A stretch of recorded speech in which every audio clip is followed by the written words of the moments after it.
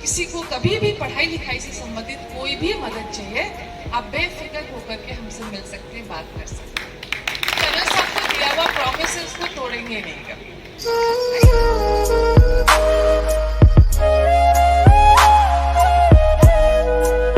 फौजी से शादी हुई तो मुझे लगा ये इंजीनियरिंग मेरे लिए संभव नहीं होगा करना, पर बिना किसी थॉट के, बिना किसी दुविधा के, घर से जो मुझे सपोर्ट मिला, ससुराल से, मायके से, दोनों जगह से, मैंने टीचिंग को चुना।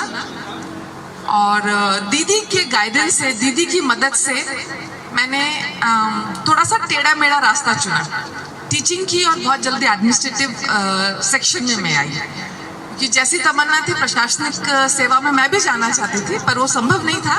पर कोई बात नहीं, सरकारी तबके में ना सही पर प्राइवेट में भी प्रशासन हो सकता है। और इस बात का मेरे को बहुत सुख है, बहुत खुशी है कि जो भी मैंने जो तरक्की दिखाई या जो भी मैंने काम किया, कर्नल साहब को उस पर बहुत गर्व था। For all the girls sitting here, मैंने एक बार कर्नल साहब की एक बुक उठाई पढ़ने के लिए, और उसमें एक लाइन उनकी पेंसिल से लिखी हुई मुझे मिली। उसमें उन्होंने लिखा था कि, उन्होंने इंग्लिश में लिखा था, मैं हिंदी में बताऊंगी। उन्होंने लिखा था कि काश मैंने किताबें पढ़नी और जल्दी शुरू की होती। उनकी जो भी किताबें थी सब में पेंसिल से लाइन खींची होती थी, जो नए शब्द होते थे उसके शब्दार्थ लिखे होते थे, और उसको कहीं ना कहीं जो उनको उस समय जो समझ आया होता था, या उनका जो उस चीज पर पर्सपेक्टिव था, उस पर एक नोट लिखा होता था। कर्नल साहब के कमरे में उनकी वॉल टू वॉल लाइब्रेरी है, और ताजुब इस चीज का होता है कि आप उनके कमरे में से कोई भी किताब उठा लीजिए, हर किताब पर उनका लिखा हुआ कोई नोट है। तो आप फर्ज कीजिए कि कितनी किताबें उन्होंने पढ़ी होंगी, और कितना ज्ञान उन्होंने अर्जित किया होगा, और उन्हें कितना मोटिवेशन उन्होंने लिया होगा, और उन्होंने निस्वार्थ अपना ज्ञान, अपना जो भी समझ था, जो उन्होंने पाया, उन्होंने सबके साथ बांटा। जो यहाँ पर हमारे जो पेरेंट्स बैठे हैं, क्योंकि मैं शिक्षा के क्षेत्र से 18 साल से मैं स्कूल से जुड़ी हुई हूँ, कई बार हम सोचते हैं कि जब हम बड़ी क्लास में आएंगे तब हमारी पढ़ाई शुरू होती है। यहाँ पर हम थोड़ा गलत हो जाते हैं। पढ़ाई का काम या एक्चुअल पढ़ाई जो है, वो जब बच्चा 4 साल के लगभग होने लगता है तब से सही पढ़ाई शुरू होती है।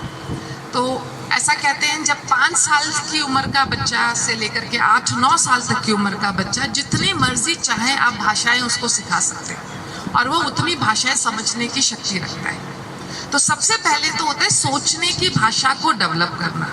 तो जो भी आपकी मातृभाषा है, जो आपका लोकल डायलेक्ट है, हिंदी है, उस पर पकड़ रखना बहुत जरूरी है। उसके ऊपर कोई भी लैंग्वेज आप डेवलप कर सकते हैं।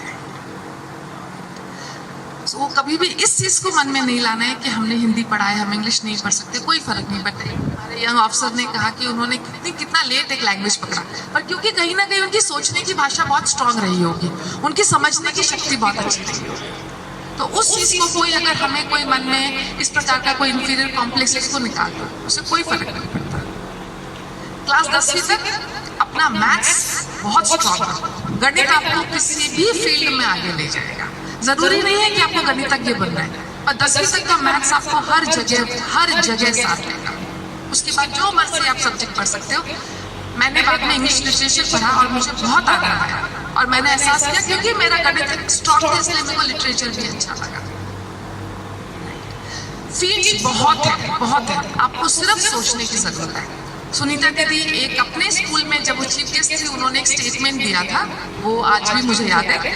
वो चीफ गेस्ट की कैपेसिटी में आई थी और मैं उस स्कूल में टीचर थी। उन्होंने कहा था, aim high, low aim is crime. और यही चीज हमारे भाई ने भी कही कि ऊंचा सपना देखो। एक्चुअली लो एम रखना एक क्राइम के बराबर है। So aim high in life. I wish you all the very best. मैं और मेरे हस्बैंड ब्रिगेडियर बेंसला, हम जयपुर में बेस्ड है। इसलिए नहीं कि बस मैं कहना चाह रही हूँ, आप आजमा के देख लीजिएगा। किसी को कभी भी पढ़ाई लिखाई से संबंधित कोई भी मदद चाहिए, आप बेफिक्र होकर के हमसे मिल सकते हैं, बात कर सकते हैं। कभी भी आप पीछे नहीं उठेंगे। लिए नहीं गया। Right, I wish you all the very best. सभी को मेरा प्रणाम, नमस्कार।